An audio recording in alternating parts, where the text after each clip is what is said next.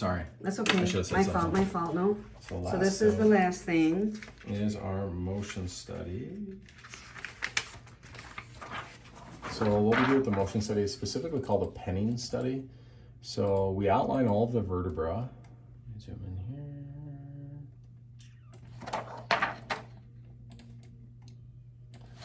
So it's very similar to video fluoroscopy, just kind of more rudimentary, but we outline all of the vertebrae starting at C7, 6, 5, 4, 3, 2, and then the backside is C1, the posterior arch.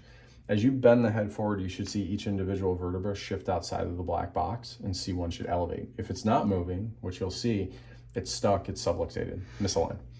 So when you extend backwards, you should see the vertebra drop back, C1 should drop down. So it looks better once it's all paired together, but we'll do that right now.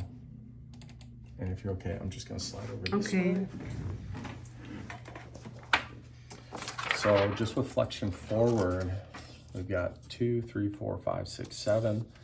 So lining up on 7 there, we can see the first spot that you see bony movement is C5, where it drops forward.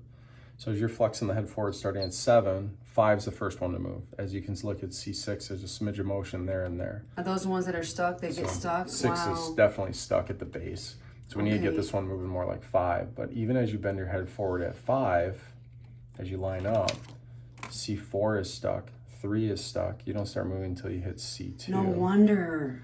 So as of right now, when you bend your head forward, you only have the upper back, C5, and then C2 moving. Because even as C2 rocks forward, you can see C1 is stuck. You should be all the way up here. So you have some motion, just not enough. Thank you. And then in extension backwards,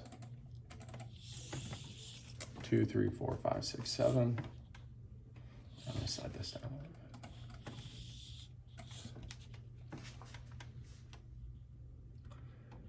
bit. Okay, 6 is stuck, 5 is moving, 4 is moving, 3 is moving, and then 3 coming all the way back. 2 and 1 are both stuck. So as a whole, wow, I'm thankful. I'm just gonna put this right here. So as a whole, when we look at the neck, whether it's from the side or back to front, we know you're not in proper alignment, lacking curve, and then not as straight as you should be. But when you look at this, because of what we're seeing degeneration-wise, you're really at that kind of phase 2, push in phase 3, where the bones are starting to remodel together. Wow, so goal number 1 would be to stop that from getting worse and stop you from ever going near phase 3 by getting more motion into the joints. So goal number 1, stop degeneration from changing. Second is to help remodel the curvature. Since your curve should be more like that, we got to get you going backwards. But to do that, we need to get the bones moving. So that's where the adjusting comes into play. Where we need 6 is stuck, 5's good, 4 and 3 are stuck, 2 is good, C1 is stuck. On the back side, 6 is stuck, 5, 4, 3 are good, stuck at 2, stuck at 1. Wow, that's... So we've got 1, 2, 3, 4, 5, 6, 7 subluxations in the neck, or said another way, 7 areas not moving the way they're supposed to.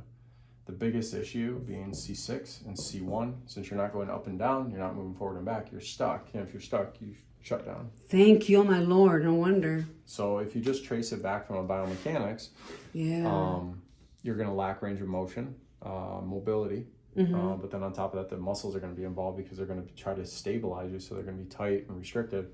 But we take it a step further, what's it doing to the nervous system? In some cases, it can affect the cranial nerves going up into the skull. So we see jaw issues. Which I have. Or we see things like headaches, migraines, sleeping problems, balance issues.